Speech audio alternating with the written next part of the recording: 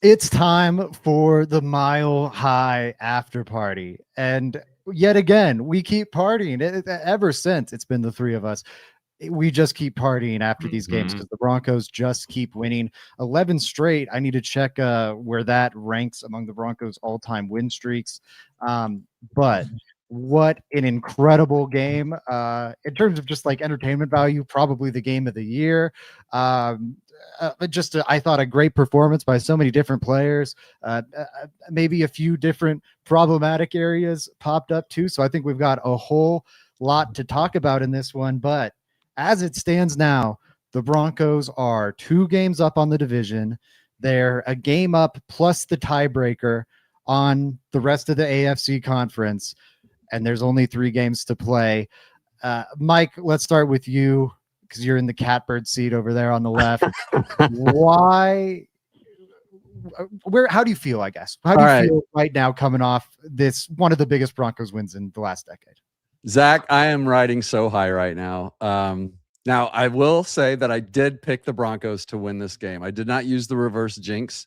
So, Colin Cronin, suck it, first of all. I believed, but I will say for the first time, not only do the Broncos belong, they are Super Bowl contenders, but they can win the Super Bowl with this team. They should be a Super Bowl favorite. I would also say that we can all admit that Bo Nix is the real deal. 400 or 4 touchdown passes, 300 yards, A++ game from Bo, just crazy. And hey, both of these teams look like they belong in the Super Bowl, Zach. This is the best win of the Bo Nix era, I believe. And I think it's the biggest win of the Bo Nix era.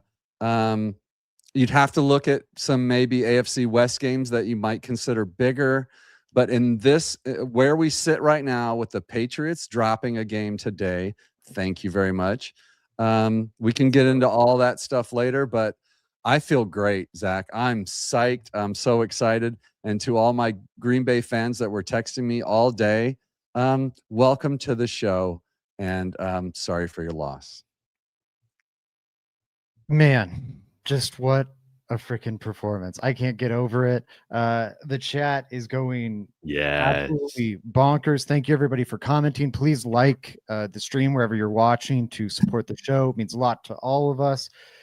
David, where are you at right now coming off that win? And then I want to unpack some of what Mike just threw out there. But first, where are you at? Yes, all hail Lucifer. All hail Lucifer. You know, we're the best team in the NFL, baby. We're amazing. Bo Nix. Hey, we won this game because of Bo Nix. How about that? We start off giving the ball away. RJ Harvey, man, what's going on? With previous teams, it just would have spun off after that, man. But this team rallied. They stuck with it. We were down, I think, as much as 9-10 points at some point during the game. But Bo Nix was dealing. The defense made the right plays in the second half. But right now, like, this is a special year. Don't take this for granted, guys. We have a shot to win the Super Bowl this year, and we proved it again with this win and how we got it done. Man, I'm elated. I'm so excited. Zach, what do you think about today's win? I'm ecstatic.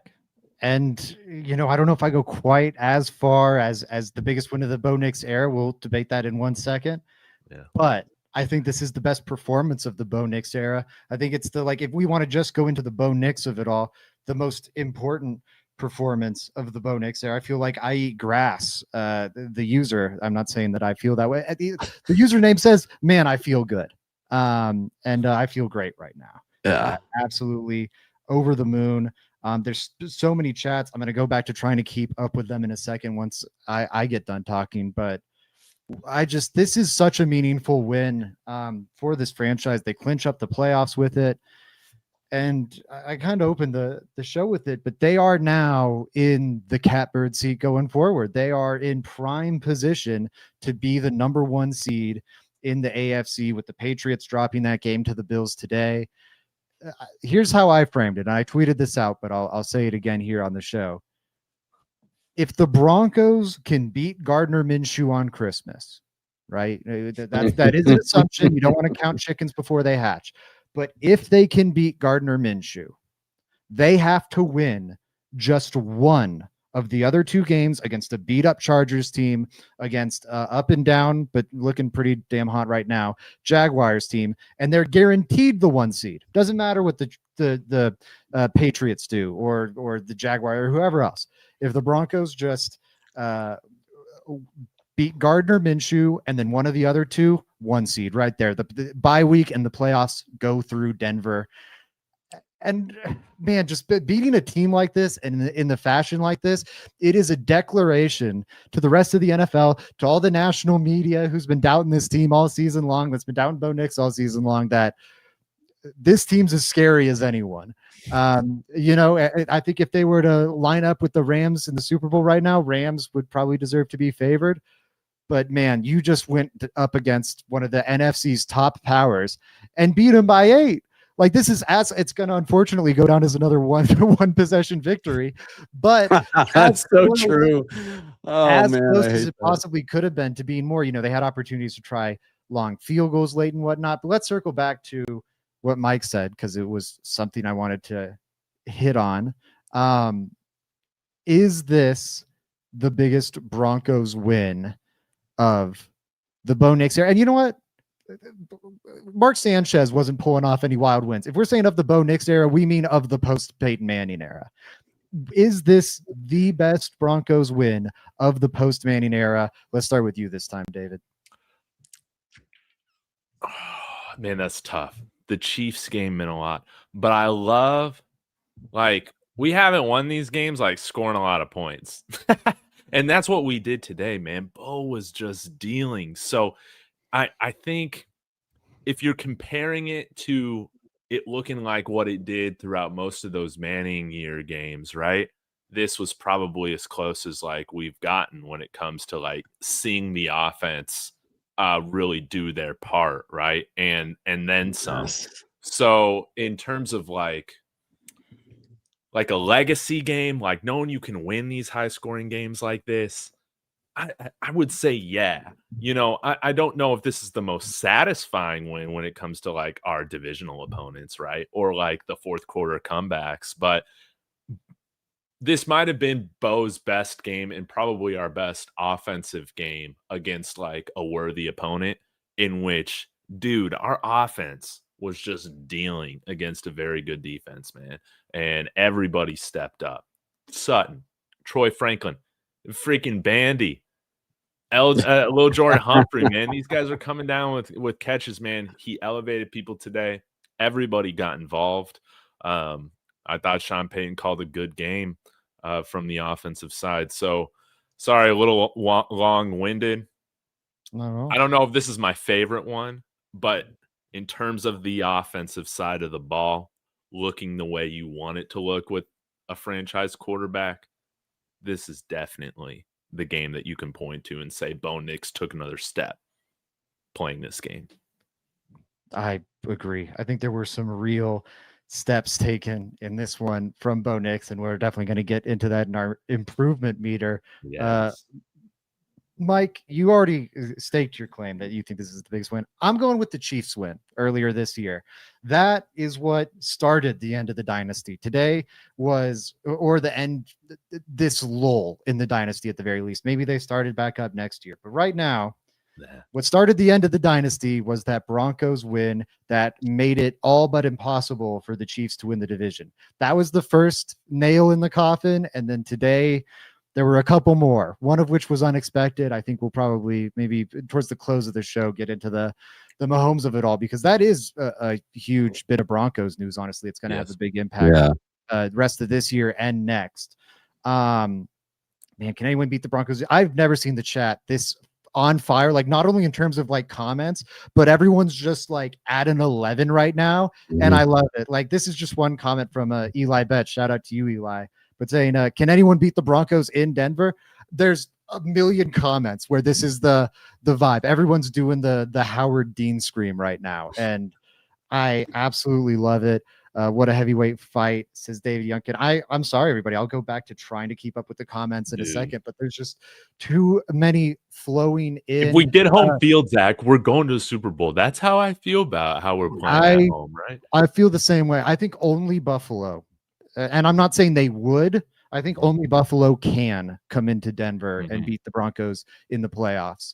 They're the only team with enough firepower, in my opinion, to do it. Anyone else, like the Texans, I think are a really scary matchup for everyone. I think the Broncos match up great with them because the pass rush can really exploit Houston's offensive line problems. These are conversations for later, though. We've got an amazing game to talk about right now.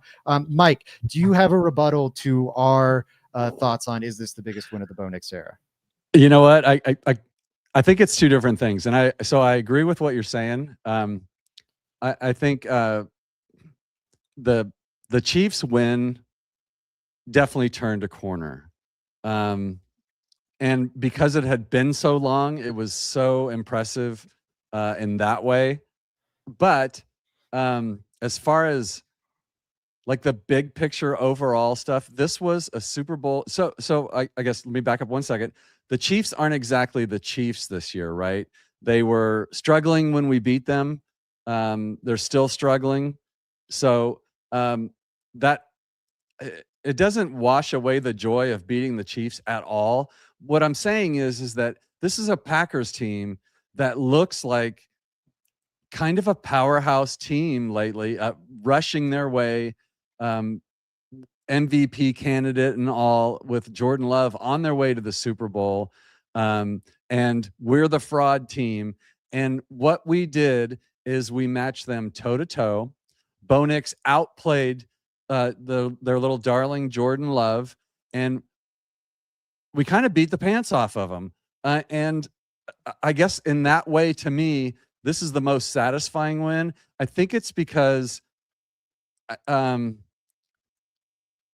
maybe because I just want the national narrative to recognize it. Maybe it's just selfishly, I'm like, in your face, Benjamin Solak, in your face, everybody else. The Broncos are real. We're as good or better than every team out there. And so for me, this seems bigger, especially with the Patriots losing today, Zach. That's huge. Like, we established ourselves. The Patriots came up against a resurging Buffalo team that you just mentioned. And I like the Buffalo Bills. I love Josh Allen. I love how they don't give up. Well, guess what? The Broncos have the same thing. We do not quit. There is no quit in this Broncos team. After you come back from 33 points in the fourth quarter, you believe you can do anything. And this team believes that Bo Nix can do anything. This was a big statement win. You know what? I am going to stand by what I said. This is the biggest win of Bo Nix's career. There was a lot at stake here. I like you standing on it. There was a comment right here when I was just clicking through all of them. Let me see if I can find it again. But someone said, here, this is the biggest win for the non-believers. And I think that's true. I think this was it's not a primetime game, but it was pretty close to an island game. Where the whole country was watching this. Pretty much. The Rams-Lions game probably also has a lot of eyeballs, but this was like the game of the week. If you were listening to any national previews of this week, everyone was circling this matchup as the game of the weekend. I think you had a lot of eyes on this, especially a lot of eyes in like the trendy like national football media, for lack of a better term, like the big ESPN voices and the big voices at The Athletic or The Ringer or wherever else. We're all keyed in on this game live, and I think it's going to be hard to look past the Broncos team after this performance, because you got everything I think you needed to see to believe in this team as a legit contender. The defense can't keep doing what it did in the first half. Like, they allowed 4.6 yards per play, or not yards per play, excuse me, points per drive, 4.6 points per drive over the Packers' first 5 drives of the game. That was like the first half of the game, plus, that opening drive in the second half. Unacceptable. Like, you cannot play defense that way and find success. Like, that is by far worse in the NFL if it was kept up over a long sample. 2.9 something is currently worse than the NFL. So 4.6 is absurd. lockdown, ridiculously like they're probably under a point per drive in the second half. So that's great. If you get that, I'm gonna go back to my original point because I'm all over the place. I'm amped, y'all. You're amped. But my I love point it. being, Love my the point man, being, Zach. you saw the defense lock down a great Packers offense. They phoned it in for the first half, but you at least saw a half of dominant defensive performance that that's still in there somewhere. And hopefully they can do it for a whole game instead of a half come the playoffs, really come next week. Yes. And then the offense, like RJ Harvey, we'll talk about the rib injury some later. He built on that Raiders game. It's not perfect. I'm not saying he's J.K. Dobbins or that I don't miss Dobbins anymore at all, but I think what we saw today proved that the Raiders game wasn't just like some one-off fluke. It wasn't a mirage. The game is slowing down for him some, and he is a more reliable runner now than he was 2 weeks ago. And then Bo Nix, of course. And let's get into the Bo Nix of it all. And I think that's the story of the frickin' game. Bo Nix. Planes. I mean, I don't even know what question to ask because it's like, God, he was such a baller. What did Bo Nix beat Jordan Love at his own game? I mean, he averaged darn near 10 yards per attempt, explosives downfield, mitigated sacks better than Jordan Love. He was running all over the pocket back there. Finishes the game with, does anyone have his final stat line right in front of him? Look, it wasn't even close, Yes. Zach. Jordan Love ended up barely eking out 50% of his passes, 24 for 40, 276 yards, one He was touchdown, awful in the second half. 2 picks, and 3 sacks with a 68.3 rating. And I'll compare that to Bo's 23 of 34. Splits, sorry, really quick. His halftime splits must be insane because he had his record, his career record, career best in the first most half. passing yards in a first half with like 250. Yeah, he had like 250 in the first half. He finishes with 276. This defense in the second half was unfreaking real. And they might have pitched a shutout in the second half if not for the PI called on Riley Moss, which was get into, but complete crap. Good Lord, Bo Nix. I mean, yeah, we're 4 touchdowns, about him. 134.8 rating, 4 touchdowns, no picks. So yeah, not close. 23 of 34, 302 yards. And it was good all game long. Like he opened up 10 of 11 with like 2 touchdowns. And it was the difficulty too. I know I highlighted this last week, or I've been highlighting this a lot because he's been playing so well. These aren't like the Falcons game. Broncos country was so excited about the Falcons game. And it was like, I don't know how great that was. It was a lot of screen passes going for 50 yards. This man, like the touchdown he throws to Troy Franklin between the two, like that's bonk, like the awesome throws all game long. The little Jordan Humphrey touchdown he throws between 3 Packers. I don't know if that was the best decision, but goddamn, what a throw, Bo. He's balling out right now. And you know, if he can, and we're at a point now where he's stacking weeks in a row. If he can continue to maintain this team is so darn scary. Where are you at with Bo Nix, David? Dude, I'm trying to think of like what my favorite throw was today because there were so many of them, man. And even some that didn't go for long yardages, like that drive to end the third quarter, man, like that throw to Mims that went for like 9 yards. That was just really impressive to change the arm angle, to get it to him, to hold the defender. His downfield accuracy and the timing with the throws, man. That's what I love is that every ball that he's throwing, it is so catchable. And we saw guys come down with some of them, they were easy throws or to catch. Other ones that are a little bit more difficult, but Cortland Sutton was catching everything down the field on third down, fourth down, whatever it was. Troy Franklin, man, really stepped up with Pat Bryant being out. You know, he should have had another touchdown, right? Because that was clear as day. He was not tackled. You could tell from just watching the TV broadcast that he rolled on the defender and didn't hit the turf, but he was playing really physical, man. The play designs downfield were great. And again, just Bo, you know, a couple decisions that were meh, you know, but we got away with them. Sometimes you need that. And again, his downfield accuracy, the connection with him and Sutton. Sutton's on pace for another 1,000-yard season. How about that? He was great, and He was just awesome. getting the ball out of his hands, man. It was I don't know. I don't know what the numbers are, Zach, of putting him under center more, but It's been amazing. But we've seen the difference in putting him under center more. His mechanics are so much better. His decision making, his rhythm. You noticed when we were going a lot more shotgun, it seemed like, or at least in those moments where we couldn't get the play call in the fourth quarter, you know, trying to ice this game. We're going shotgun, just nothing seemed to be going right. But getting him under center, I think, has been so crucial to his development.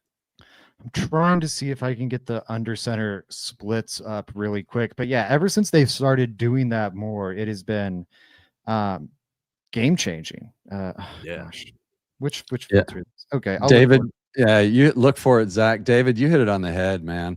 I mean, the play action, you know, just waiting for that to start coming around, I think is the next like step in the development. You know, we're still developing Bo Nix. He's still in his second year. By the way, this win puts him in second place all time for most wins in a quarterback's first 2 years, I believe. And so good on that. But yeah, this is just the next, like we're just getting started with Bo. We're just building who's ramping up at just the right time, you know, for the playoffs. And how can you not like watch how we were talking about his footwork and we were talking about how jittery he looked in the pocket. Have you guys seen anything like that in the last 3 weeks? I haven't. Like he looks like a very good professional quarterback now, and he was slinging it tonight, man. It was great to see. Ripping the ball. I mean, high difficulty throws. Just the one to Cortland over the head in the end zone. Let's not forget that throw. That was a dime, man, and a great catch by Court. The big fourth down. The big fourth down was a hell of a throw. Yeah, the touchdown was a great throw and a great catch by Cortland. I mean, he got a lot of, honestly, it was only for a 4th and 1, and then they ended up blowing the 4th and 1 at the end of the game. But that scramble where he's dead to rights, it looks like he has to throw it away. That would, you know, give Green Bay an extra 40 seconds to work with. He makes the defender miss somehow, pulls a Houdini act, and you know, dives forward to where at least, hey, do we go for it here? Do we kick a field goal here as a conversation? I think, you know, the Broncos made some questionable decisions there, but just I'm running out of what more I want to see from Bo Nix. You know, he keeps checking off boxes. Now it's just like maintain it, you know, keep doing this, keep building on it. We're now like going on a month where I trust Bo Nix to come through, and not just in the fourth quarter. Like, you know, a month or two ago, I was like, all right, in the fourth quarter, we got to keep it close because in the fourth quarter, Bo will come alive. Over the last month, it's just been like, gosh, defense isn't showing up today, but that's okay. Bo's dealing right now. Just needs to buy us some time. And yeah, anything else you guys want to add on? I got to get this off before I forget it. Bo Nix, I think it's either 8 or 9 fourth quarter comebacks throughout his career so far. Something like that. I think it might be 5 this year, so maybe it is 8. Drake May's still looking for his first. And all that to say, man, this Denver team does not blow 21-point leads. They do not do that, man. So again, New England is not battle tested the way that we are. Right now, I think that we're definitely in the position to be the favorites, to be in the driver's seat when it comes to taking care of the AFC, with, of course, a big kind of caveat to Buffalo just because they've been through it so much. But like, Bo is that guy, man. This team has all the things you want to see out of a Super Bowl winning team. And yeah, we got the shot to get there in only 2 games now. We've clinched the playoffs. Let's seal it over these the next couple weeks. I'm so happy. Like, really think about that. If they beat the Jags next week, Christmas Day against Gardner Minshew is for the 1 seed. And then we're resting. I know. Dude, that's true. That is bonkers, man. That is bonkers. Bo Nix has 6 touchdowns in the last 2 minutes of the half this season, that's leading ridiculous. the league. Like, give He's him been 2 great at minutes the and he'll first get you a half. touchdown. He's been great at the end of the first half too. Yep. Gosh, man, thank you to everyone in the chat. You guys are blowing it up. Like the stream. No, I said it before, but we've got more and I more. got a more people typo. in here. I always put a typo in my Just score. There we okay. go. Thank you, I'll get back to the commenters. Yes, I'll get into the comments in a second. There's just I appreciate you guys. You guys are going freaking bonkers in there. Okay. Mike kind of hit on something along these lines with is this the biggest win? Was that Pat Surtain interception the biggest play of the Broncos season so far? Because on that play, this game changed on a dime. Let me bring you back, right? The Packers drive down at the end of the half, score. They start off with the ball in the second half, drive down, score. Broncos get the ball 3 and out, excuse me. Packers get the ball back. And then Pat Surtain makes a crazy diving, leaping interception downfield to get the ball back. Christian Watson exits the game. I think that definitely hurt Green Bay's offense going forward. It gave the Broncos a spark of life on offense and just in general. I'm trying to find there were so many good comments I starred, but PS2 is an actual legend. We had, here from David Youngkin. With that interception, PS2 changed the momentum of the game. And for all the Moss haters, he also got an interception. Couldn't say it better myself, David Youngkin. Is this, and I think there's some other ones in the mix, but was that PS2 interception the biggest play of the Broncos season so far? Wow. You going, did you say David or me? Let's go with you, Mike. Gosh, look at David thinking so David's face is how my brain is right now. Yeah, like I'm trying like that's what I look like on the inside. The Benito one is the one that comes to mind for me. His deflection against Mariota. Now that's just much smaller stakes. That or the Jaquan McMillan sack on Mahomes where he comes like flying through the air. Oh yeah. In the fourth quarter. I think those are the other two that come to mind for me. I might be missing one. So that's the one I was struggling with, Zach. I would say probably the Jaquan sack. Because of what it meant and what it did. I mean, game winner right there, ball game. But it's weird that I call this the biggest win and it, and then I call a play out of a different game. So I'm going to kind of agree with you. That this game was looking like we were going to lose right then. And it turned on a dime. And did they score after that? Yeah. I think so. The Packers score after goal, that? I think they answered with that late field goal drive, right? Field goal. Yeah. But we scored. And that was a huge play. That's a tough question to answer. David, you can answer it. I gotta say first, man, why am I blanking on the Packers coach name? Matt LaFleur. Matt LaFleur, dude, this guy is such a dummy, man. You got the ball after a 3 and out. And Josh Jacobs playing out of his mind like he does every single game against the Broncos, making a career best catch, having an amazing run after a bad Riley Moss PI call that, we get every single game. But nonetheless, Josh Jacobs is torching us. You got the opportunity, man, to go up double digits on us in the first play. You're calling is a one-on-one shot targeted at PS2. Why even risk that, man? Your offense was cooking us. They had it punted the entire game. Like you said, Zach, they were scoring 4-point-whatever points per drive. I think they were averaging close to 9 yards per play before that. It changed the whole momentum of the game. The defense understood, okay, yeah, we can stop these guys. They're not as good as we're making them look. It was, and then you drove down with Bo Nix, and this is what franchise quarterbacks do. That got the it factor. They make you pay. We don't just settle for 3 like they did off of our turnover. Man, we went and got 7, and that was huge. But also, man, like the coaching decisions between Matt LaFleur and Sean Payton, man, that was crazy. But I don't understand, dude, why you would even try and test PS2 with how the game was going. It absolutely flipped the entire energy of the game.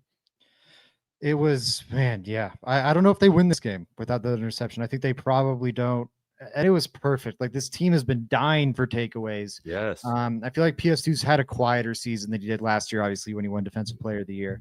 And him coming through in that moment just felt so poetic and like a hard play too. That wasn't, Jordan Love threw up a meatball, whatever, and Surtain was there. Like, that was, if he doesn't make that play, it's maybe a 50, 60-yard completion or whatever, and he had to lay out for it. Just took it from Watson, just was the better receiver on that play. And Christian Watson's been one of the best receivers in the NFL over the last month or so. So I thought that play just absolutely ruled. Okay, I've got a few other topics. Let's go to another positive topic. The Broncos' weapons. Where are we at with how RJ Harvey, Troy Franklin, and Cortland Sutton showed out today? Because I was worried when they didn't have Pat Bryant for this one. And obviously no J.K. Dobbins for a while now. And, RJ Harvey, the fumble really hurt. I don't think his yards per carry average was all that good. I was happy with what we saw from him today. And then Cortland Sutton and Troy Franklin were awesome. Like, this, I think, was Sutton's best game of the year. It was far and away Troy Franklin's best game of the year. Sutton just, especially in the first half, like, he took over the game and like spearheaded those couple drives for the Broncos.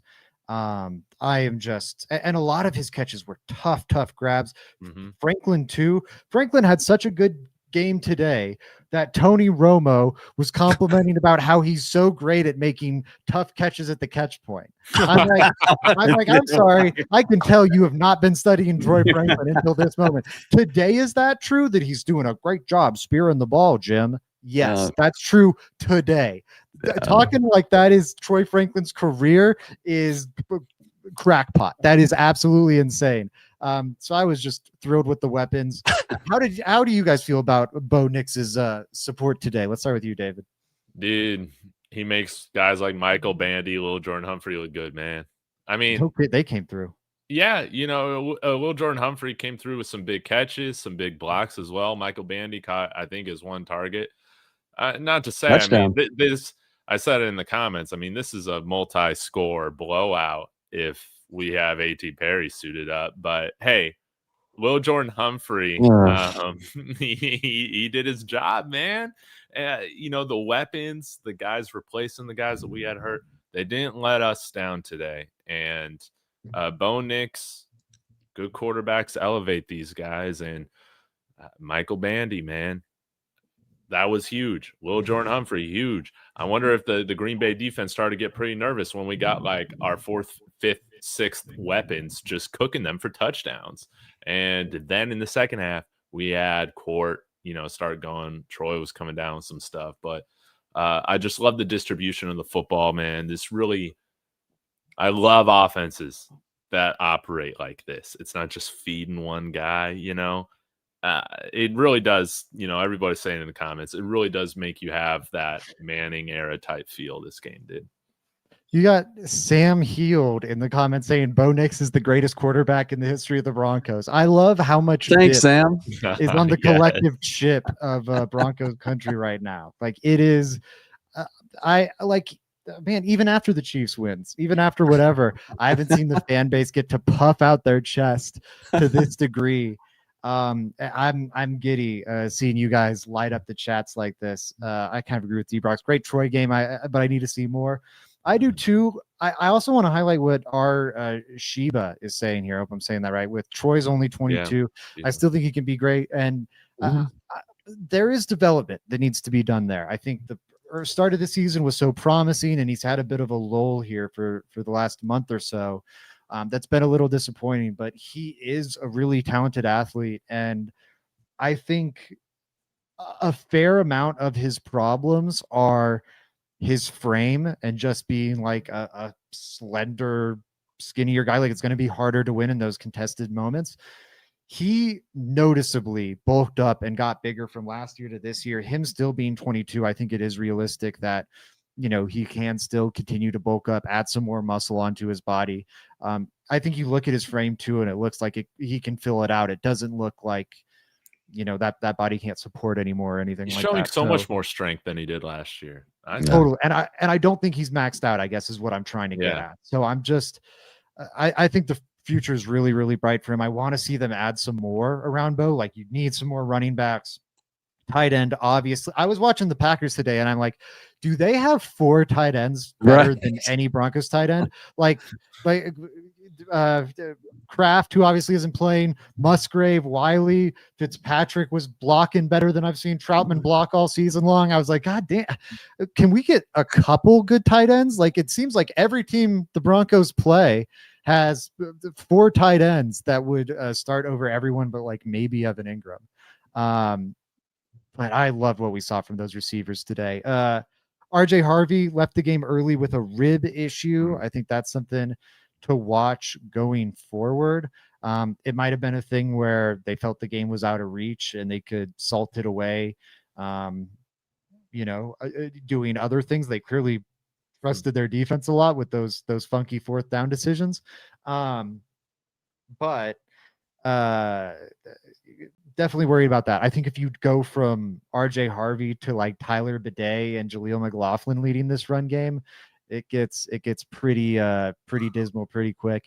Anything else you guys want to add on the weapons here? I'm sorry, there's just so much to talk about in this game. I hope I'm not cutting off any of your points. No, man, we love it. I love hearing your stuff. We David and I actually did a show on the Broncos weapons last week, right, David? And we specifically we kind of came up with that. Bo does have the weapons he needs to go all the way. Now, we need a tight end. Obviously, we only had one target for Ingram tonight, or at least 1 catch. I don't know how many targets he had. 3. 3 targets.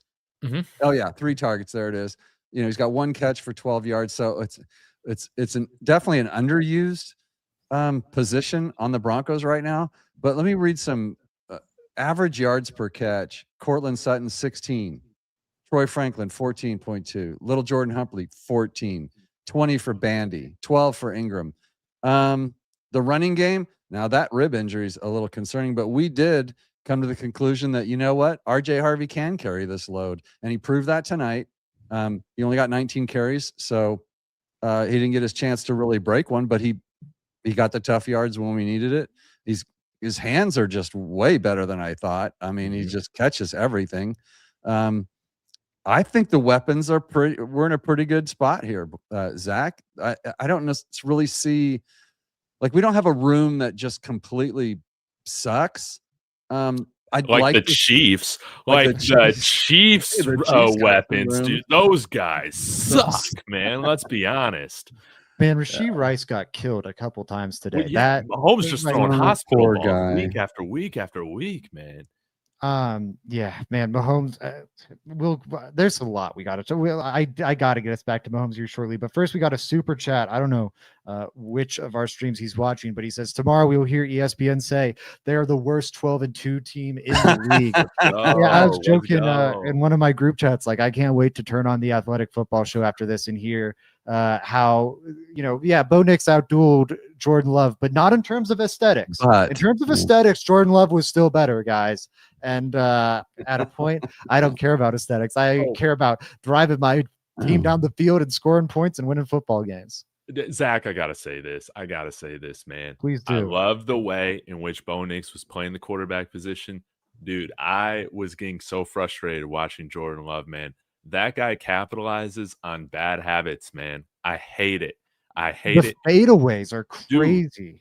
Dude, it gives you shades of Jay Cutler. Maybe that's why I'm not the biggest fan of Mahomes' game, in addition to him playing for the Chiefs.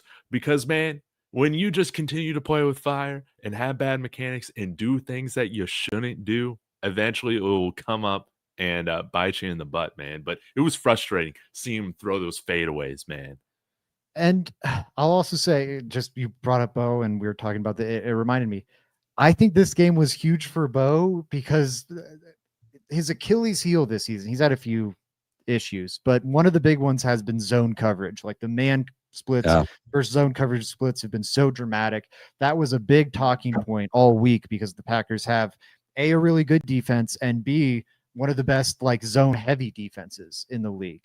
And they operate that system very, very well. There's a reason their DC Jeff Hafley is getting head coaching buzz. Like, and even despite today, he's going to keep getting that buzz. Man, Broncos just diced him up, and I just has me feeling so darn good about Bo Nix and what he has to offer here. Mike, anything you want to add on that before I take us to our next topic here? No, man. I think we did a great job covering that. Are we going to talk about the defense at all tonight? Oh, trust me. I would like to. Okay. We will. Let's do that right now. What is the defense falling off? What's our concern level on the defense? I think they've had really bad stretches in each of the past at least 3 weeks. I think Chiefs, they were pretty shut down all throughout, but Commanders game was straight up bad. Raiders game started out bad. That first drive, they just knifed right through them. And then this game, the first half was dreadful. Of course, you look at last season, Vance Joseph's defense really struggled down the final 4, 5, 6 games of the season. And honestly, and into the playoffs. How worried are we about this Vance Joseph defense that, as excited I am about what the offense showed us today, this team's identity still needs to be, we've got an elite defense. How worried are we about that, David? Honestly, right now, I would put it on a scale from 1 to 10. I'd put it right about a 5. Like, I was expecting a much better defensive performance today. Mm-hmm. And I know Green Bay has a lot of they have a lot of really good weapons, right? Maybe not necessarily household names, right? But they have a lot of great weapons. But I just felt like, man, we made things way too easy for them. And I'm not a coaching guru or anything, right? But I think we got a lot of great guys who play good man coverage. And it just seemed like we were giving Jordan Love a lot of the time. Maybe this is credit to Matt LaFleur. But a lot of times he was just able to get rid of it with his first read, And that can't happen against playoff teams, man. We need to make things a little bit more difficult, for them. So 3 sacks. It's great that we got, I think, 2 on those final couple drives. So that, that's nice to see it showed up when we needed the most. But, I am a little concerned, especially with kind of how we play down the stretch. We can't have our defense lay a goose egg once the playoffs hit like they did last year. And the Packers are a good offense and Jordan Love's a good quarterback who can, make things hard on the defense. Guess who's waiting for you in the playoffs? Freaking Drake May, who might win MVP this year. Josh Allen, who might win MVP this year. Mm-hmm. Justin Herbert, who is single-handedly and pun intended, because he's only got one hand to work with, carrying the Chargers to 10-4. There's going to be, similar passing attacks to this Packers one, even if the Packers are tops in the league, which they are. There's going to be other passing attacks that can burn you. And I think if the Broncos keep playing like this, keep playing like they did at the start of the Raiders game, like they did all game against the Commanders, they might get torched. Mike, where is your worry level at with this defense? Man, if you would have asked me at halftime what my worry level was with this defense out of 10, I would have said 9.9. The wide receivers were wide open all over the field. Love was I don't remember what exactly he was, but he was really close to being perfect in the first half. 250 yards through the air, his best game ever. You've got Josh Jacobs scoring his longest touchdown of the season. Here we go. Everybody's getting their get right game against the Broncos defense. And at halftime, though, here comes VJ. He does it again. Why don't I trust him?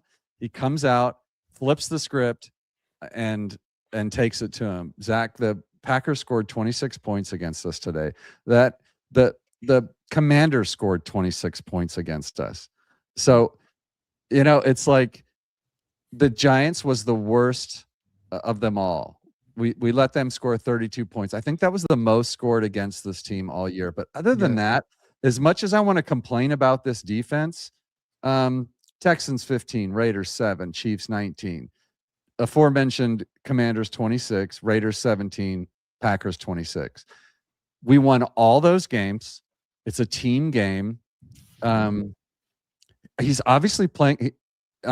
He's got Alex Singleton out there, which we know is an Achilles heel for this team, and he's covering that stuff up somehow. As much as I want to bag on him, I'm like a 5. I'm with David.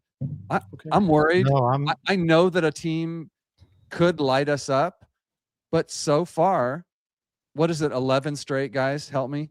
Yeah. 11 straight times they've held them up just enough that we have won the game. So I don't like the trend of how every time, and I said this last week and the week before, every time we go down and score that quick touchdown where we look like we're about to take control, we let them march right down for a touchdown. It's a weird little trend.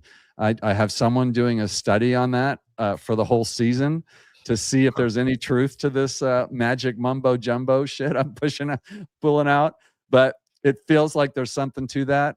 But Zach, I got to hand it to him. Like, it was a completely, the switch got flipped. I can't wait to see the splits on this game. An amazing performance in the second half. And like you said, probably in some ways spurred by that incredible interception by PS2, who, thank God, was not out for the game early in the game. When we saw him laying on the ground, it was like, oh no, not this guy again. So I'm like a 5, but it's hard to sitting here the best team in the NFL with the best record. It's hard to complain. It's awesome. Now, one thing I want to hit on also with this defense is that linebacker situation, because Singleton was a bit of a glaring weakness in this one. We're coming off a week where Peyton and Vance Joseph didn't really elaborate on why the pitch count is still happening, but they did talk about how Greenlaw is still on a pitch count. As we near the playoffs, that needs to end. I know Josh Jacobs dunked on him for that touchdown reception. It is clear Greenlaw, like in the run game as a passer, like any aspect of the position, Greenlaw is miles better. And even that touchdown reception by Jacobs. Perfect coverage. Exactly. If my linebacker is making the running back or the tight end or whoever they're matched up with make that level of catch to get the reception on them, I'll live with it. Because they're going to catch 10% of those balls, and that 10% is frustrating, but you live with it. Because perfect position. He got his arm in between the darn thing. Jacobs isn't even a damn receiving running back. I don't know what the hell happened on that play, but it is so clear that, like, when a good OC, if it like Shane Steichen back in week 2, same thing. Matt LaFleur this week, Cliff Kingsbury with the Commanders. Anytime a good offensive coordinator goes up against this Broncos defense, it's so obvious what their game plan is. Fucking circle 49, go at that guy every single drop back. And like at a point, like, great story this year. Awesome. He's been a great Bronco. He's a captain in the locker room.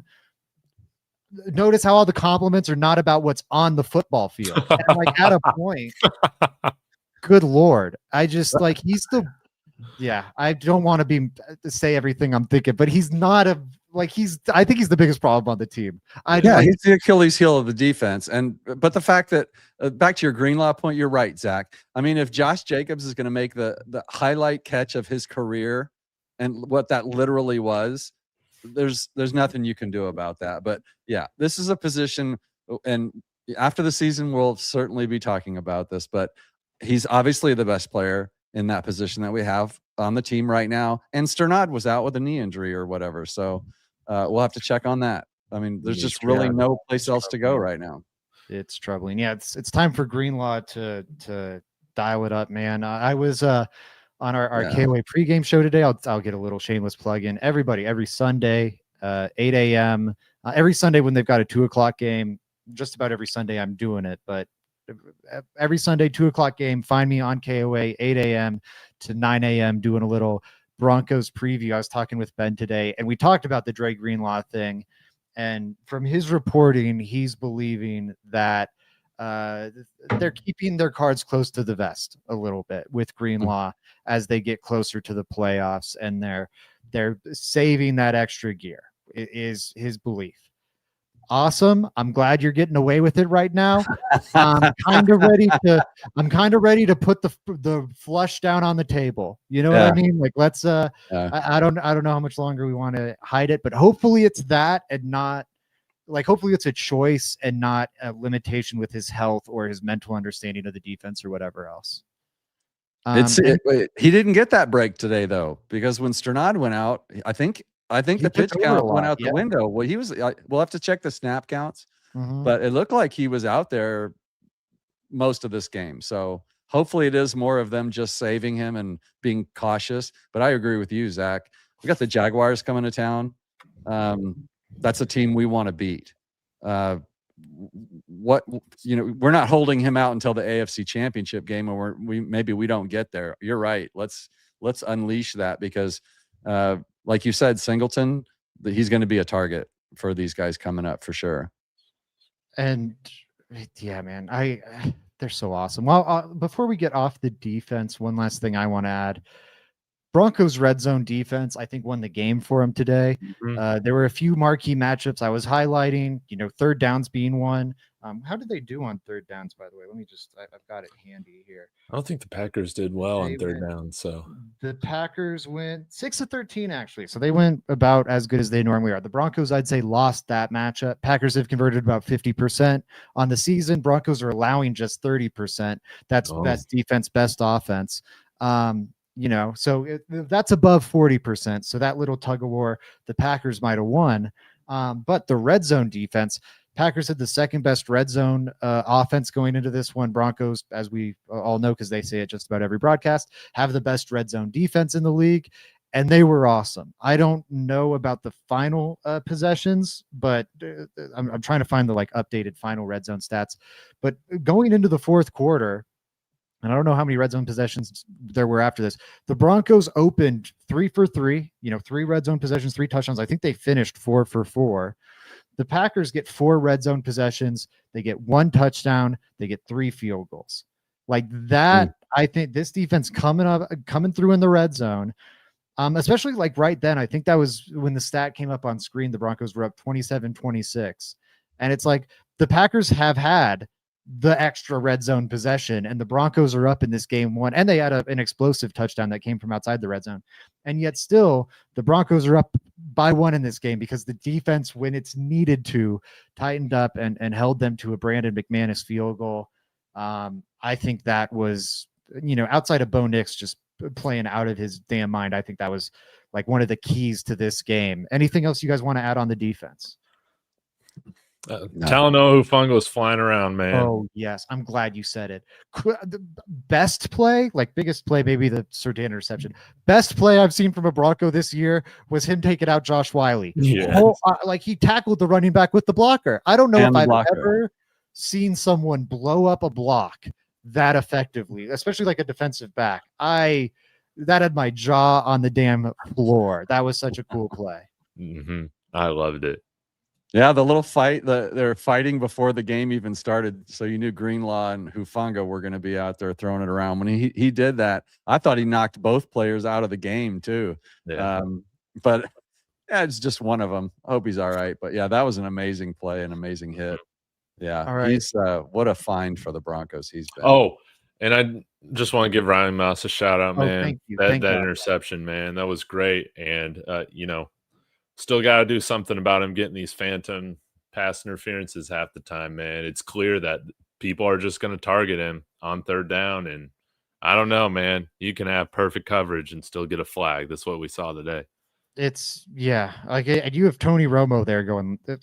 And I think those quarterbacks who are announcers today, they tend to, or even wide receivers like Greg Olsen, I think they tend to have a pro offense bias more often than not on those types of judgment calls. And for him to be ooh, I don't know if that's pass interference. Every cornerback does that all the time. There was a little grab there, but I think that's such a perfect encapsulation of what Moss's penalty problem has been this year, where no one else is getting flagged for that, but Moss is getting flagged for it, and it just keeps compounding because now he's got the reputation and everyone's dialed in on it closer. Shout out to the guy in my mentions, by the way, who every single like Riley Moss allowed completion of the last 3 months keeps coming in my mentions and going, "Oh, look at your guy. I guess he There's can your boy." Yeah, and it's like, hey, guess what? He's a damn good quarterback and dunked on your damn face today with some great PBUs. Again, the PI we're talking about was an awesome PBU that then got undone. And then that interception was sick. One of the biggest plays of the game, one of the biggest plays of this Broncos season. Yeah, that's what Rock's shouting out here, that awesome pass breakup. Yes. Great game from Riley Moss. Anything else on the defense here, fellas? Nope. Perfect. All right, let's get into less fun talk. Injuries, I think, are going to be one of the national stories of the day today. Now, the Broncos seem to have, fared better than most. Brandon Jones missed a good hunk of this game. We'll have to see what's up with that. I already mentioned the RJ Harvey rib injury. We'll have to see what's up with that. Those seem, and I don't know anything. I missed the post-game press conferences because we're doing this show. So I am speaking from a place of ignorance. I think the Brandon Jones thing, it looked like some sort of stinger. I remember him getting up a little woozy wobbly in the first half after like some big hit. I wonder if that's maybe what it was. And then the RJ Harvey rib thing. Fortunately, they don't seem like season-ending injuries or even like they should be, like 3+ week injuries. They should be hopefully shorter absences. Other teams around the league were not so lucky today. The Green Bay Packers, I think, if not for Micah Parsons' injury, we'd be saying Christian Watson's, we'd be saying this game was maybe a Super Bowl preview. I don't feel that way anymore because I don't think like today it felt like a Super Bowl. I think the Packers team for the rest of the season, from this moment forward, is going to be a very different Packers team, especially if they're down both Parsons and Watson. And considering what those injuries looked like, I think they are going to be down both. I think that's a devastating element for them. And then, of course, the one most impactful. Actually, I'll get into the Mahomes thing in a second. Do you guys want to say anything on the Packers injuries quick before I transition into that? Yeah, I do. I'm a huge Micah Parsons fan. That was disturbing for me. I didn't like that one bit. I still think we win the game because I'm a Broncos fan and we were going to win it anyway. I tuned into, this was a weird day in the NFL. Like I tweeted this out earlier. Every time I tuned into the Chiefs and Chargers game, there was a Chief laying on the floor, on the ground, or the field, excuse me. And then of course there was Mahomes there, but we also, it was just that kind of day. And I was just like, man, everybody's just starting to hit harder. Everybody's getting tired. It's been a long season. Like this is the time where injuries can really affect a team. Knock on wood. It looks like we're still relatively healthy. Mims would also be on that list. He has a stinger. But luckily it looked like he came back in and actually made a play after that. So our biggest injury, I think right now in my book would be Pat Bryant. I still can trying to pick, but JK's already, yeah, but that one's in the books for me. That one's I've already written him off for the season, so maybe he comes back. He might be back Super Bowl, maybe even we'll be in the Super round Bowl. Obviously, we'll be in the Super Bowl and he'll be back for that. But what I'm saying is that like Pat not playing was kind of a surprise for me. I want him back, and just imagine with the way Bo is heating up right now, and Franklin's heating up, and Court's heating up with his best game of the season. You throw Pat Bryant back into that mix. Not knocking little Jordan Humphrey, but come on, man, Pat Bryant, let's go. Let's get him back healthy. I think we should consider the Broncos pretty lucky for their health situation. I mean, we had a McGlinchey scare with the shoulder thing or whatever too, and he goes out there and plays another good solid game. That's what you need. You need health. You need a little luck, and we've got both. And man, you're queuing me up here. Last thing before I get to our stars of the game, I'm going to go on a little Sean Payton rant because I've got some good and I've got some bad.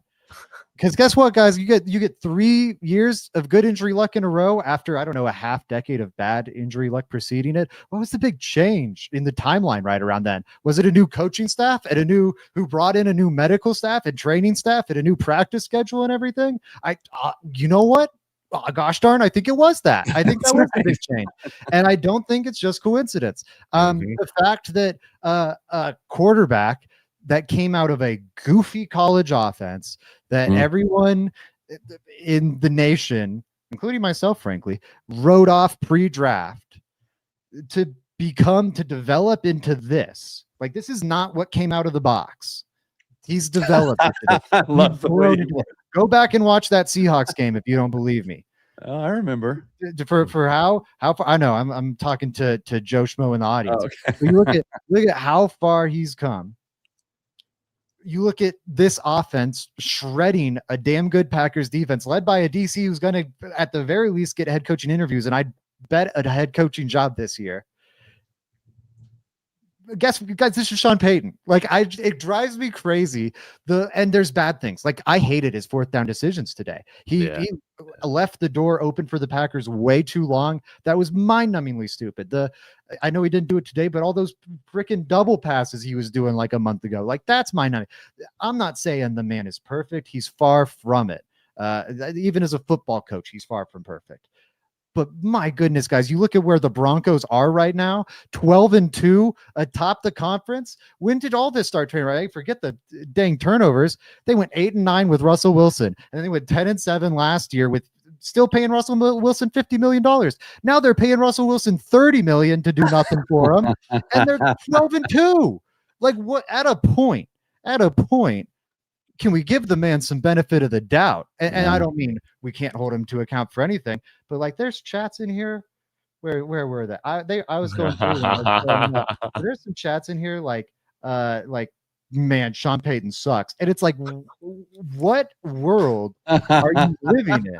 This team. Remember the last coach we had? Remember the last coach we had before Sean Payton? Come on now, man. Like, we're 12-2. Is a defensive assistant for the Jets or somebody now? This defense is awesome, right? Packers, but look at how it's played over like the last month or whatever. I don't think you can just be like, oh, he's coasting on VJ. Like, man, this is organizational success. The defense, like, are they the best defense in the league? Frankly, no. Like, Houston's better at this point. The Broncos defense has trailed off. I think they're still top 5, hopefully, but like, they're not the best defense in the league. They're not the best offense in the league. They're not the best special teams in the league. They don't have, like, I love what we're seeing from Bo, but he's not like an MVP quarterback who, like Mahomes last year or Josh Allen this year, is just like single-handedly putting the team on his back and carrying him across the finish line. This is an organization pulling together, coming through in the big moments with big plays. It's coaching. Like, it just drives me crazy. Like, every week, this one, like, it's a huge, awesome win over the Packers. And I see all these people going like, man, just, if it weren't for Sean Payton, they would have won by 12. If it weren't for Sean Payton, they'd be 6-8. What are we talking about? Our players would suck. All of a sudden, our players are playing good now, you know? It's sustainable, too. This is sustainable. The roster, like, it's changed a good bit, but there's a lot of players on this team as major contributors that were on the 8-9 team or even the freaking 5-12 Nathaniel Hackett team. And like, why are they so good all of a sudden? It's almost like they got coached up. It's almost like, and the defensive side too. Who built that defensive side of the staff? I mean, it's just, oh my God. Thank you guys for entertaining my rant. That's just some of it is mind-numbing to me. Do you guys have any responses to me crashing? I do. I want to build off of that, and I don't care that Sean Payton hasn't beaten Jim Harbaugh yet. It's going to happen, but Sean Payton's the best coach in the AFC West. We got the best quarterback in the AFC West. Hey, comparing them with the Chiefs, we're better at every single freaking position than the Kansas City Chiefs now are, baby. Like, this is our division. This is our division moving forward. The Chiefs are old. They can't develop. They got serious cap issues moving forward. And their quarterback, Mahomes, he is going to have to learn how to play the game differently than what he has. We've been talking about this earlier this year. Terrible to see him go down with an ACL tear, because I would love to see the Chiefs at full strength come Christmas, man. Like, that sucks. But, man, no doubt, we got the best roster in the division. We got the best coach in the division. And this is the beginning of a run, man, a special run. David, you know what's cooler than best roster in the division? Best roster in the conference, maybe best roster in the league. I'm feeling the Broncos. Best record in the league is better. How about that? Pretty sweet. No kidding. That's what really matters here. Yeah. This comment exchange in our live chat just made me chuckle. I maybe actually laugh out loud. So I'm going to read it out. Meme Bet comments. Knicks makes 2 good plays a game. KCM 316 says, "Meme, you're an idiot." Which I don't know how you can come away from this one thinking Bo only makes 2 good plays a game. He diced up that Packers attack. Fellas, is there anything you want to hit on before I get us into our stars of the game? Oh, no, I still got to rub it in, man. I'm going to go watch, Chiefs post games. I do every week after they lose games. So going to be watching that, man. Again, enjoy this Broncos country, because we went through 8-9 years of just suck. Like, cherish this year. This is a special year. We got what it takes to go all the way. And, our rivals, they can't touch us. So it feels great. I'm coming at this from, straight up fan perspective. But, man, Chiefs dynasty over. It's now for the reign of orange, baby. I hope you're right. I hope you're right too. I would just like to make a personal shout out to, I just opened up my messages and the mea culpas that are flowing like tears and down my timeline here. Yeah, good game, guys. Thanks for the I don't see one you guys got lucky in here, by the way. Even the Green Bay fans who are scattered throughout the world are admitting the Broncos are the best. Love it. Man, can't believe one of my good friends who's a Raiders fan, by the way, you talking about your messages had me reminiscing. He was getting real big chested when the Packers were up 9. And I was like, man, you lost by 31 today. You lost 31-0 to drop to 2-12. And you're having to sit in the chair and cheer on the Packers to do your job for you. Good job, man. Let's get into. Are they tanking though, Zach? Is that what the Raiders are doing now? If you want to tank for Kirk Cousins 2.0, man, be my guest. That was the other thing he was saying in my Raiders friend was trying to say, well, it's better that we have a high draft pick. That's better than going 1 and done in the playoffs like the Broncos are going to do. Hey, man, hopefully 23rd time's the charm. It's been a long time. This is the time that the draft's going to work out for you guys. Man, we could have had JJ McCarthy, man. We could have had Michael Penix. We could have had whoever, dude. We got Bo Nix, man. Imagine trading up for JJ McCarthy. Still Ben Roethlisberger won a Super Bowl his second year. Just remember that. Russell Wilson won his second year. But he's corny. He doesn't. He's count. Corny. Yeah. Well, I think Ben might be worse than corny, but that's a different conversation. Stars of the game. Am I cutting you guys off? Is there anything else you wanted to get to before our stars? Perfect. There's a good hunk of this game where I'm like, I don't care if I go third. I'm gonna just say Sutton or Bo Nix on top of whatever they say. There are enough stars now. I think with how the game ended, I've got like a list of 4 or 5 options where that's not a concern for me anymore. So I'm very curious what direction you guys take this. Who had first pick last week? I think I gave it to David, or did I give it to Mike? Oh, no. I think I gave it to Mike almost. We don't care. David, you take first pick this time. I know it's a layup. Who's the star of the game? Dude, it's got to be Bo Nix, baby. He showed that he's better than Jordan Love. God, it's my only one. he showed that he's a top 10 quarterback, right? At the very least. But none of those rankings matter. What matters is that he showed again. He's our franchise quarterback, and we can go really far with him at the helm, and he's getting better every game. So when our defense isn't perfect, teams of the past, we would falter. Pat Shermer would be calling this thing, man. It was a disaster. But now we got Bo Nix. He helped us get the lead. He helped us get confident. And now we're seeing the downfield throw start to click a little bit more. So that is freaking awesome. Bo Nix outdueled Jordan Love today. If you're gonna doubt Bo Nix moving forward, think he's a fraud. You just don't know ball at this point, man. I love it, David, and I'm with you. I think he's got to be the top star in this one. Mike, anything you want to add on Bo Nix, and then give us your star? Man, he's he would have been my star too. Obviously, he won this game for us when the defense, wasn't able to do their thing. He was slinging it. We're seeing the best Bo Nix of his career, and it's just the beginning. So let's put to bed the sophomore slump, and let's drive to the Super Bowl. Yeah, clearly we got ourselves a quarterback there. So yeah, great call out. Shout out to David for that one. I'm with it. And then who's your star, Mike? You're right. Just thinking about it, Zach, you said it. Like, I feel like I'd like to let you go if that's okay, because I want the leftovers this time. All right, I respect it because we've been taking them every time, and then you're like, you don't get to That's right. You never get Bo. You never get the That's guy. true. So I think it's only fair. Your show. Look at me, I'm like Orphan Timmy or whatever. What's his name?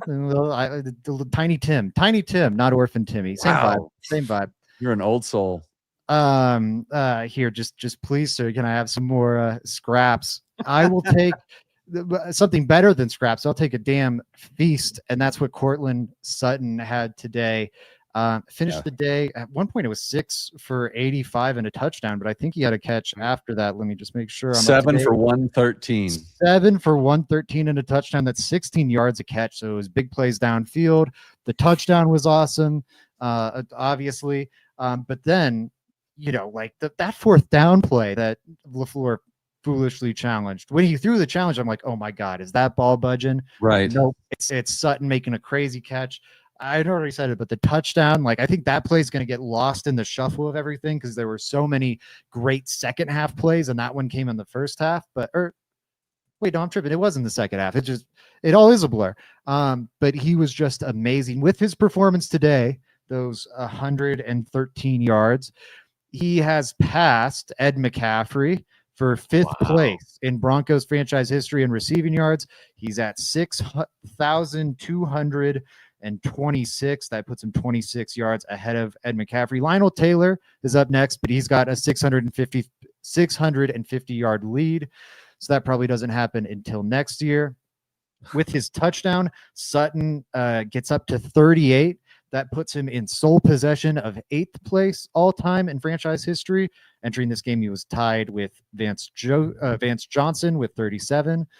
And then total catches, he didn't get 27 catches today. He is still in 6th after today, but one heck of a performance. He's back on pace now for this to be one of the most productive seasons of his career.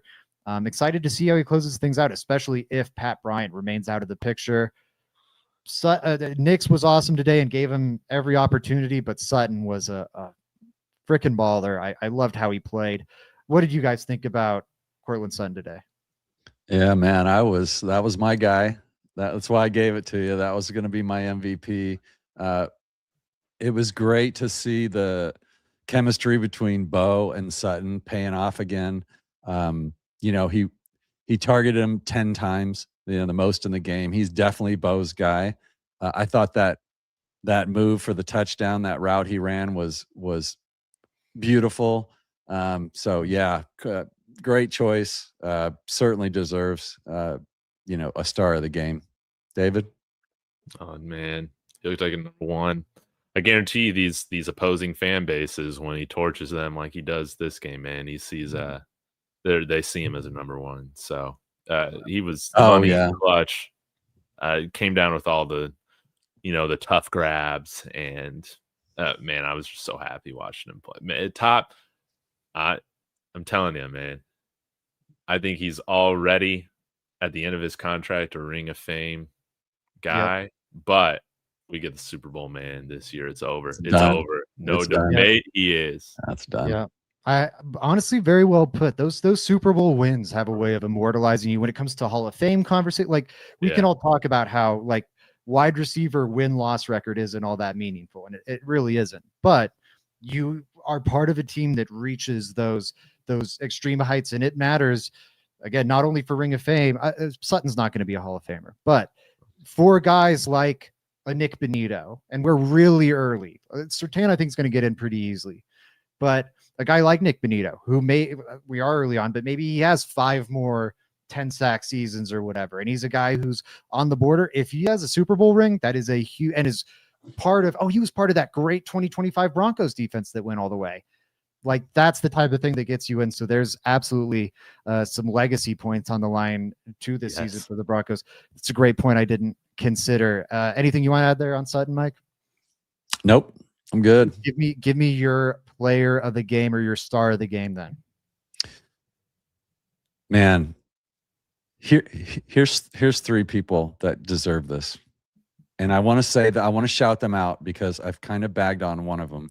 Riley Moss could be one of my stars of this game, and I would feel good about it. I considered it too.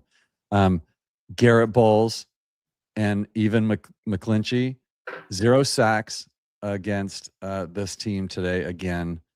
Couple penalties earlier in the game, but another player that I have bagged on, and not as much as others, and certainly not on this show, but I don't know who's gotten more hate on this team in the last 4 months than Troy Franklin. 6 targets, 6 catches. So miss me on the drops. Okay. The guy's growing up. He's 22 years old. He's growing up right before our eyes. 85 yards, 14.2 and a touchdown. What wasn't it Franklin that rolled right off of the defender? Yes, that's what I'm saying. It's 6 for 6 for 85 and a touchdown. It should be 6 for 6 for 92 and 2 touchdowns because they were 7 or 8 yards out. Thank you for stealing my thunder, Zach. You're always one step ahead of me as always. No, love it. I love it. Socket Wilkins. Okay, here's the thing. We've got weapons. I love the fact, David, that it is so hard to pick an MVP or a star sometimes, because what Zach said earlier, or one of you did, like the way we're winning, it is coaching. Like Sean Payton's the difference, but it's the team. Like it's team wins. The special teams even now. Like when's the last time we complained about our special teams? Solid. $5. I love this. It's so hard to pick one, and I think Troy Franklin. I'll bet you they're lifting him up and giving him big hugs in the locker room tonight. They love that kid. He still gets a little nervous, and that's why he makes those drops. He's going to be a star in this league, and he's my star tonight, guys. Loved what I saw from him. Let's go. Yeah. Awesome. I hope this is a confidence builder for him, because I do think like catching the ball, especially the drops and everything, it is such a mental thing, such a confidence thing. Made some tough catches in this one. Hopefully that can be a springboard for him. Excuse me. Shout out to Tantalus97 here with the super chat. I went to a Packers bar to watch this game. I've never been cussed at so much in my life. I cherished every moment. Go Broncos. go to a Philly game or a Raiders game. Yeah, no kidding. I love just how braggadocious our fan base is. Yeah. In the chat. Shout out to the people in the crowd at the game that had a poster that said lactose intolerant. Love that. Wait, why? Am I stupid? Yeah, well, you're not stupid, but it's because cheese, good cheese heads. Oh, cheese. Yeah. Sure. Right. Yeah. Shout out Tantalus97, those super chats, man. Every one of those means so much. Can't thank you enough, guys. All you guys with your super chats. It makes a huge difference. You wouldn't believe it. So really appreciate that. Shout out to you, man. Really awesome. Nice. Thank you, everybody, for those. And I'll also say, like, circling back to the defense really quick, because I just thought there was a funny sign I saw a Packers fan had that was like Happy Toyotathon. And for people that don't know, Jordan Love over his career has been like wildly like borderline unstoppable during Toyotathon and kind of like mediocre to maybe subpar outside of Toyotathon. He has thrown 4 interceptions total this season. He's thrown 1 since, or he's thrown 2 since the start of November. And the Broncos forced 2 in a single game today. Like, for a team that struggled to take the ball away, I think it was nice. It was a nice sign that they were able to get multiple takeaways against this Packers offense that's done such a great job protecting the ball. All right. Closing thoughts here before we wrap this thing up, fellas. Anything on your mind you want to fire? I think we should do a Sean Payton, Bo Nix improvement meter before we get out of here. Fair. I got into the Bo Nix of it all, but let's get into the improvement meter. Where's our improvement meter at, Mike? Oh, I'm gonna go stock across on Sean. He did. I think it's valid. I think he's a great coach. People can critique. You guys can critique Sean. My rant was not directed at y'all. No. I don't care. You can direct your rants at me. Yeah, you can direct your rants at me. I'm going stock even on Sean. I thought he's a great coach. We're glad we have him. We're spoiled to have him, obviously, because we're nitpicking things. But as a coach, I think there was maybe a punt should have gone instead of a going for it. There was just a couple of those small things, but overall, I'm going to give him props as the OC though, for letting Bo cook, and cook he did. So yeah, obviously stock up on Bo, to the moon. David, where are you at on your stock meter? Yeah, maybe going back 2 months, had some reservation of like Bo Nix, franchise quarterback, like, can he become, so inconsistent, man? But over the last however many games, man, he's just taken, leap after leap after leap. Mm-hmm. So my Bo Nix meter, man, it's broken. I'm so high on Bo Nix right now. That's how I feel, man. He showed me everything I need to see in this game. And then with Sean Payton, here's the thing, man. Get feel for the game there in the fourth quarter. It made no sense to me going for 2 in the game that we were in. So the decision making and like the timeouts, the getting too cute with the play calls, so we're having to waste them. Like, I hated all that, but I will give him stock up for this. Is that how many times have we seen over the last decade when, hey, we fall down, we're in a little bit of a deficit, and we're still calling checkdowns, man. This is still a dink and dunk offense, and we're going nowhere. We're playing this thing super conservatively. I want to give Sean Payton the credit, man, for once you're falling down into that 6-0 hole, I think it was, and Sean Payton turned that thing up, man. Because I remember there was an early 3rd down and 5 where we're throwing like an escort screen, out to the left side of the field, and I'm like, my gosh, dude, you got to be throwing downfield. Dude, ever since then, Bo was throwing downfield. So I want to give Sean credit for staying aggressive. This kind of reminded me of like the Titans game to start the year, except we were actually like making the right plays. Yeah. I do not want to go back to that Titans game. And Bo was on today, thankfully.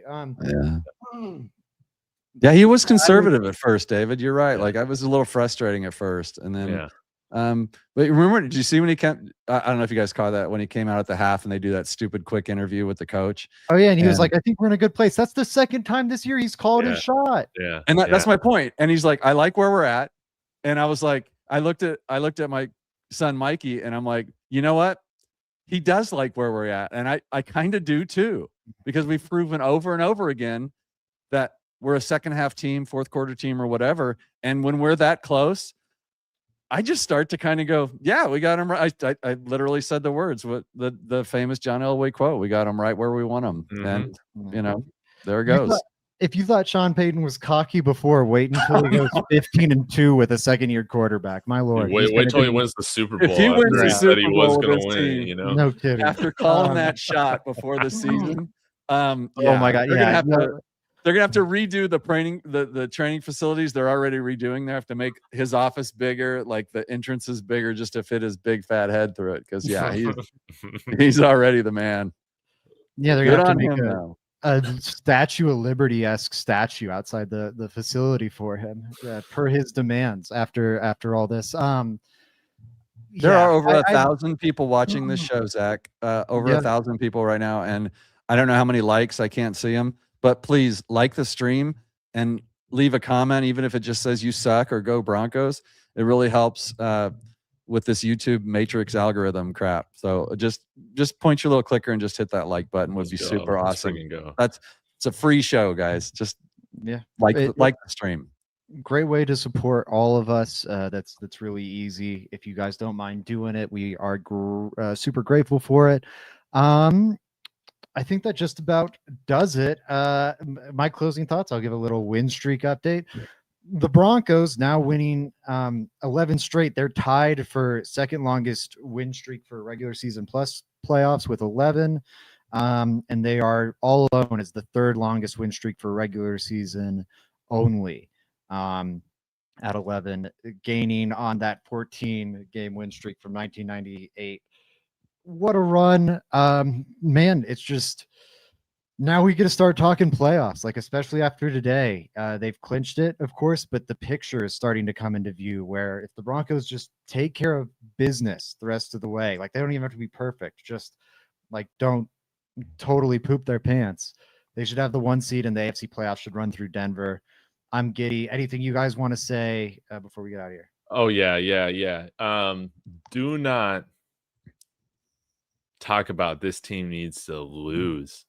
What the hell are we talking? This team needs a loss before that's the dumbest thing I've ever heard, man. No, you play to win the game. You get confident and more confident as you continue to win games. Football is mental. You want to be the most confident possible, man. Hey, guys, we're out of hell. We're out of hell. I don't want to hear any of that baloney about, man, we need a loss right now before we get to the playoffs, man. That's the dumbest thing I've ever heard. You want to win games. Now we're saying we need to lose them? That's dumb. I'm with you. You're right. Mike, any closing arguments? I don't think we need to lose a game. This team has been battle tested in every way possible. So this is different. This is not a team that's riding, winning by 30 points a game and they think they're invincible. This is a team that knows that they're winning by teamwork and hard work and by not quitting. So I'm with David on that. But here's the cool thing for me. First of all, I'm so excited about this win. This is probably the happiest win since the Chiefs. But it's great to look at the new playoff picture now on NFL.com, and this literally says this. It says Broncos in orange. Okay, so they even have the color on there, and then everyone else is listed in the hunt. So they've changed it now. So it used to be like the playoffs. Oh, because we've clinched. It's about clinching. And so now the Rams and us are now clinched. And so they've got blue over there for the Rams and orange on the AFC side. So all the rest of you schmoes are in the hunt with the rest of them. And the Broncos are in. It's as cool as it gets. It's 12-2. I can't even remember the last time we looked like this. And it's amazing, and it makes watching football and getting up Monday morning so much better. So super psyched for all of Broncos country and for everybody in the chat watching this show. Congratulations, man. Enjoy it. Likewise. David, do you have any business you got to knock out? Oh, yeah. I'll do this real quick. Out and then I'll wrap us want to shout out. Yeah, thanks for letting me do this. Want to shout out Kalshi, baby. I made some money on the Broncos getting this upset. I was posting about it all week. Use my promo code DTB. Get a $10 bonus when you deposit 10. Okay, and let's get rich together.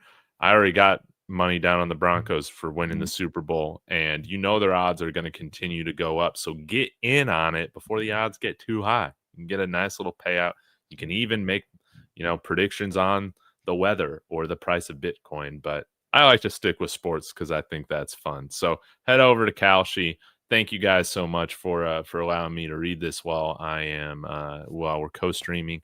Thank you to you guys, and thank you to all the new followers. Please go follow my friends Zach at Let's Talk Broncos and Mike over at Mile High Monsters. A link is in the description for both of their channels. Awesome. Thanks. Thank you, David, as always. Everybody, please support everyone. Let's Talk Broncos here. Mile High, wait, shoot, let me get this. Mile High Monsters. And then we got David. Yeah, David Talks Broncos, David Talks Bus. Check us all out. Links in the descriptions. What am I looking? Oh, yeah. What I wanted to close this out with here, the Denver Broncos, because the Athletic's good about updating their playoff simulator model. As it stands right now, the Broncos have a 64% chance of earning the number 1 seed. Wow. That's pretty damn cool. It's like 2 out of 3 chance, damn near. If the Broncos beat the Jags, or actually, let's just do this. If the Broncos beat the Chiefs, if we can just lock up a win over Gardner Minshew, which you can't do, you got to earn every win in the NFL, yada, yada. If they beat the Chiefs, jumps to 86% for the 1 seed. It's pretty damn cool. Just because that's not the chronological order of things. Chiefs game is the second game remaining. They take care of business this upcoming week against the Jags. Also jumps up to 85-86% for the 1 seed. So, man, they are right there. The Bills came through big today. Mm-hmm. Got to watch out for those Chargers a little bit, but things are looking pretty good. Everyone savor this, and until this time next week, let's go Broncos. Go Broncos. Let's go. Go.